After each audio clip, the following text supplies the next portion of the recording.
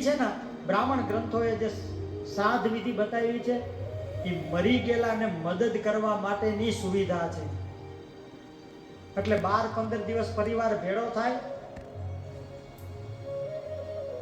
અને પૂર્વજોના જે કર્મો છે ને એને સંભાળે, એની વાતો કરે કે આપણા પૂર્વજો શું કરતા હતા, એના બંગલામાં રહીએ છીએ, એમની ગાડીઓમાં ફરીએ છીએ,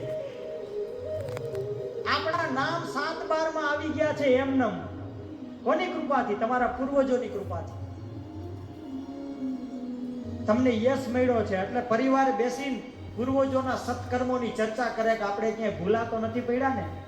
આપણા દાદીમાં હતા ને, એ સવારે ઉઠીને ચકલાને ચણ નાખવા જતા, આપણા દાદા રોજ ખીરિયાળું પૂરતા, ગાયોને ઘાસચારો નાખતા, અતિથિઓને જમાડતા, બ્રાહ્મણોને જમાડતા. અરે ખેતરમાં અનાજ પાકે ને તો પેલા ઘરે નહોતા લાવતા, એનું ખરું કરતા હતા.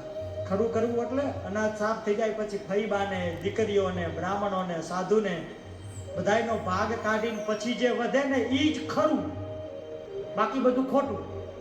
આમ ધનને ખરું કરીને પછી ઘરમાં લાવતા હતા.